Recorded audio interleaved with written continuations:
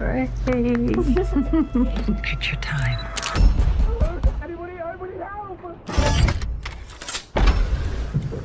We have to help them, Mama.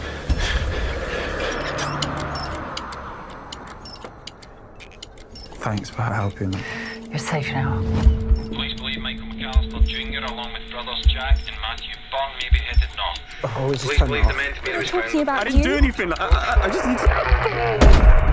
You ain't gonna like what you've made me do now. But you haven't given me a choice. If he touches my family, I'll kill you. At the heart of the film is a family living secluded from civilization. The mother is ready to do anything to protect her family. Today is her husband's birthday. Maisie, their daughter, baked a cake for her father. They look like quite a happy family. Maisie's father is confined to a wheelchair and unable to speak. Before the celebration, Rose gave her husband an injection. Suddenly there was a knock on the door. Some guy said that his brother was injured. Rose didn't rush to open the door, saying they didn't have a phone. The guy kept asking for help, and eventually the woman let them in. The second guy was indeed seriously injured. The nearest hospital is over 150 miles away, so there's no time. Rose offered to stitch the wound. The guy decided to trust her. Despite the fear, Maisie helped the mother. Rose asked the guy for his name. He introduced himself as Matty. Asking the daughter to bring towels, Rose assured Matty that his brother would be okay. Neither she nor Maisie know that Matty and his brother have something to hide. In the bathroom, Matty tried to pull himself together, repeating that he's not afraid of fire, because he is fire. Rose kindly offered Matty to have dinner and asked what happened to them. Matty told her that because of the rainstorm, he couldn't see the road, which resulted in their accident. Before that, they were supposedly heading for a fishing trip. Matty's story had many inconsistencies. The guest aroused Maisie's curiosity because she never interacts with other people. Rose told the daughter to go to bed. Maisie never dares to cross her mother. Finally, Jack regained consciousness. Maisie still hadn't gone to bed, offering Jack some water. He thanked Rose for her help. Jack wanted to call someone to pick them up, but there is no mobile network here. Rose explained that they have been living on the farm for a long time and don't use any gadgets. They don't need it. Rose offered the guests to stay here for the night. They didn't seem to have a choice. Matty walked Jack into the bathroom. The guy is suffering from pain, but now he's worried about something else. The second bag they were supposed to steal is missing. Jack aggressively demanded Matty to tell him where the bag is. That's all that matters now. Matty said that the bag must have been left in the car. Jack wanted to make sure that the homeowners don't know anything about them. Matty assured him that they don't know anything except their names. The mother and daughter were getting ready to go to bed when suddenly screams were heard. Matty had a panic attack. Jack explained that Matty was upset about his belongings left in the car. He was having a panic attack. Rose could have lent them her truck, but she thought it was too dangerous on the roads because of the rain. She asked Matty to take a few deep breaths and then led him into the bathroom. Jack noticed a family photograph on the wall. Maisie told him that she had a brother who perished at the same time her father had an accident. Maisie hardly remembers him. Later, Jack sat next to Matty, who asked the brother if he would ever leave him again. Jack promised that he would never do that again.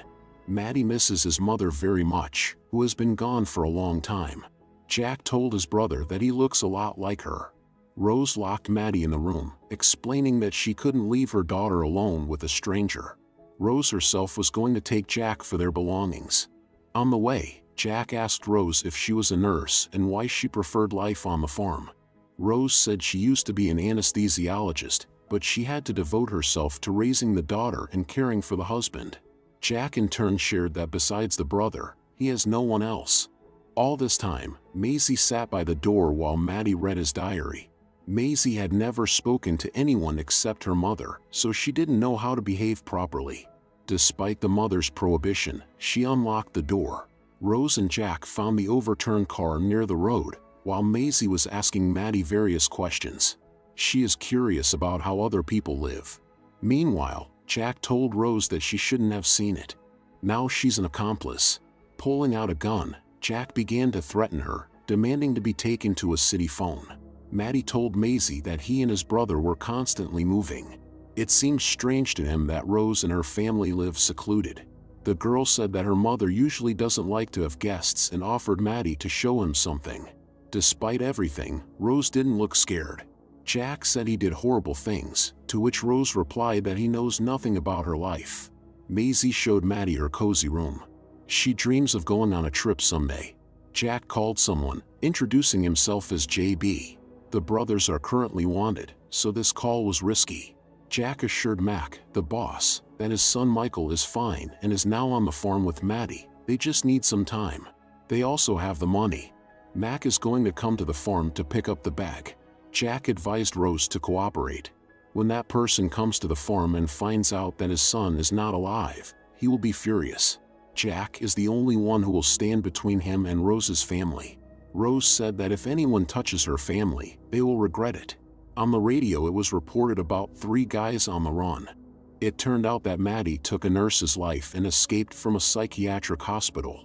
Maisie tried to keep her composure, while Maddie, smashing the radio, repeated that he didn't do anything wrong. Maisie said they should go back downstairs. If her mother finds out she let him out of the room, they'll be in trouble. Soon Rose and Jack returned, the latter holding a gun and ordering Maisie to open the door. Jack told Maddie that Mac was already on his way here. Rose was supposed to give medicine to her husband, but Jack ordered them to stay put. If they were obedient, they would live until morning, and neither Jack nor Maddie would be there tomorrow. Rose insisted on giving medicine to her husband. Eventually Jack allowed her to do so, instructing his brother to keep an eye on her. They only had a minute. In the kitchen, Rose told Maddie that his brother was wrong to speak to him so rudely. Seeing the headlights outside the window, Jack realized it was the police. Rose assured them that she would have made things right if they allowed her to. Jack was on edge. Maddie asked the brother not to speak to him rudely anymore, which angered Jack even more. He ordered Rose to get rid of the police. She opened the door. The police officer asked for permission to enter, explaining that dangerous criminals were on the loose. According to the latest information, they were hiding somewhere in this area. Maisie was very frightened. Maddie said he was not guilty of anything and promised to buy her a new radio. The police officer asked Rose a few questions. When Rose went to make coffee, the officer stayed alone in the kitchen with her husband. It seemed like the man wanted to say something to the officer, but when Rose returned, she assured that it was just a spasm. The police officer realized that something was amiss. Seeing Maisie's photo, the officer said that this girl had disappeared long ago with her family. Her mother's name was Bella, and Rose was not her. At that moment, Rose's husband whispered help. Jack burst out of the room, attacking the officer. A fight ensued between them. Maisie was very frightened and stayed close to her father. Knocking Jack out, the officer looked at the man in the wheelchair and recognized him. Rose suddenly appeared with a gun, taking the officer's life. Jack regained consciousness, but Rose knocked him out again. By that time Maddie was already neutralized. Rose's husband spoke, which was a shock to Maisie. Rose reassured her that it was just spasms and gave him an injection. Maisie was very frightened. Rose told the daughter that it was all for her sake. If she had allowed the policeman to leave, he would have brought trouble later. Rose dragged the unconscious brothers into the basement, immobilizing them. Later, she asked Maisie to help her cover the tracks. Maisie didn't want to, so Rose said that as a family they had to do it together. Everything Rose does is to protect the family. They moved the officer to the trunk of the police car. Maisie discreetly took his phone.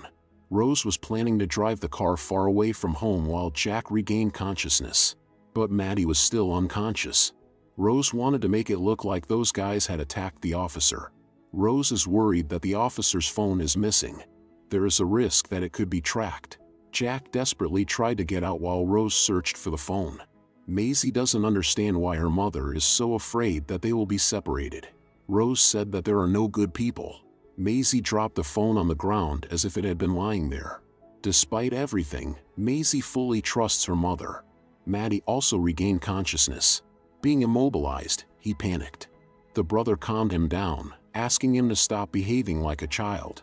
Right now they need to stay calm to get out. It's obvious that Rose is dangerous and hiding something. The question is, what exactly?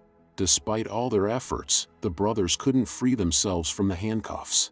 They were trapped. Maddie had a knife with him all this time, which could be used as a lockpick. Rose thanked the daughter for her help. Maisie just wants her mother to always stay close. Right now Maisie is very scared. Rose knows that someone must come to the farm, so they need to hurry. Finally, the brothers managed to free themselves and found a way out of the basement leading directly outside. Maddie doesn't want anyone to get hurt. He believes that Rose only wanted to protect Maisie, nothing more. But Jack isn't so naive and understands that Rose is not who she claims to be.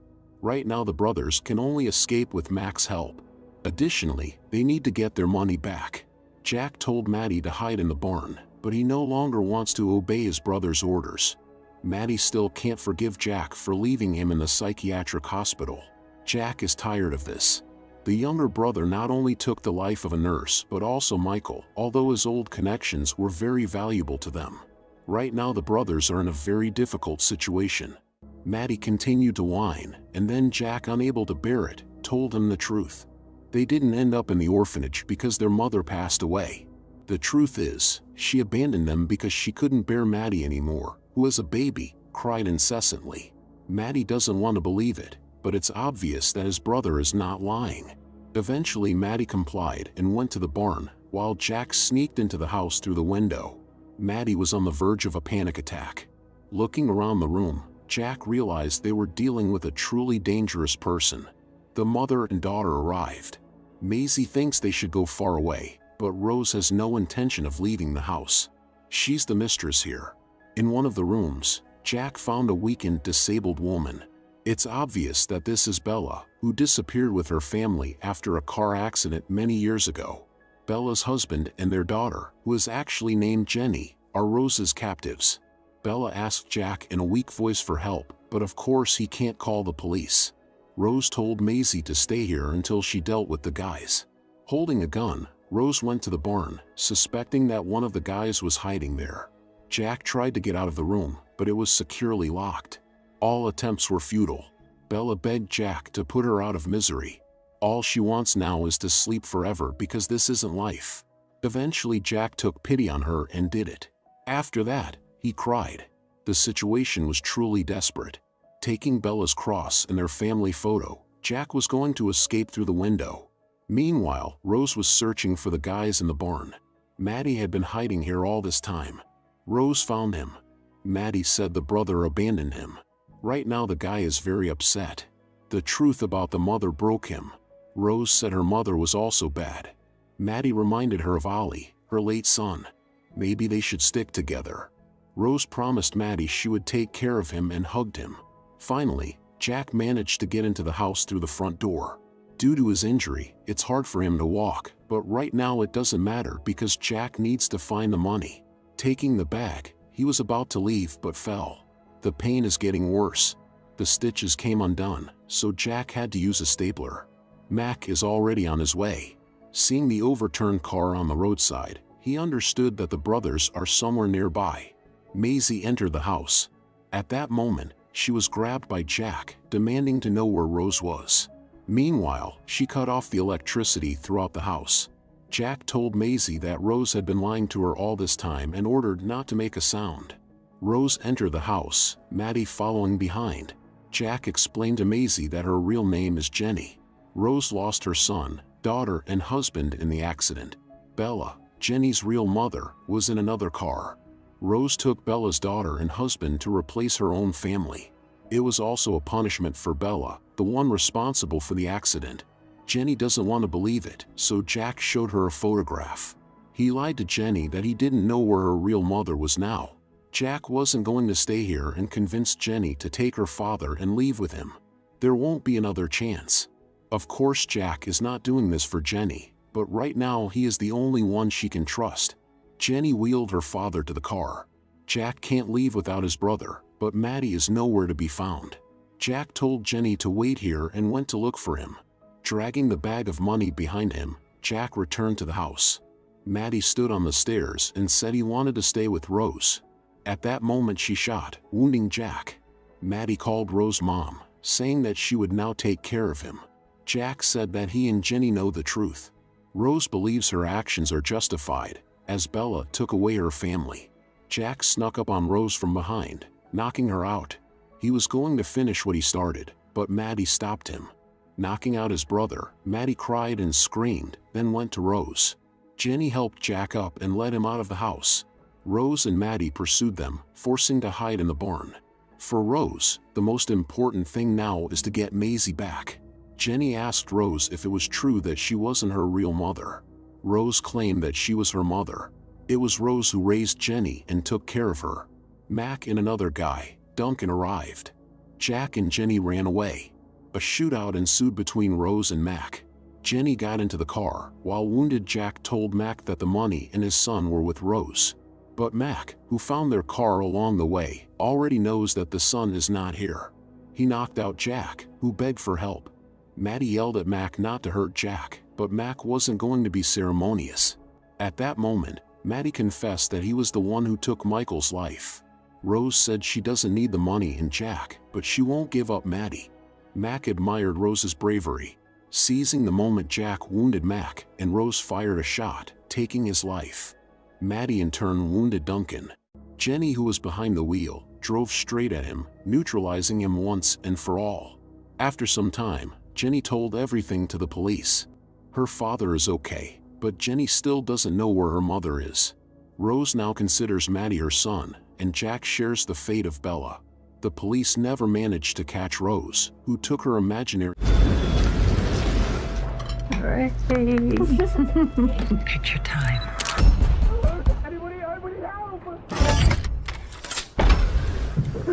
We have to help them, Mama.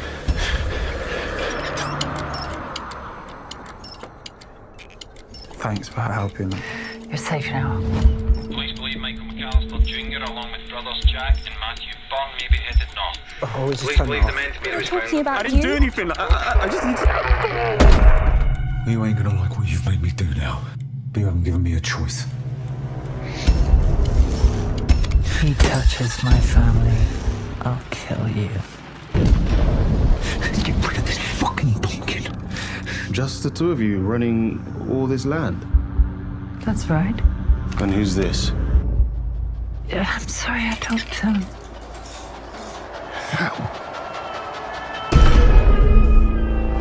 It's said that mother is the name for God on the lips and hearts of all children.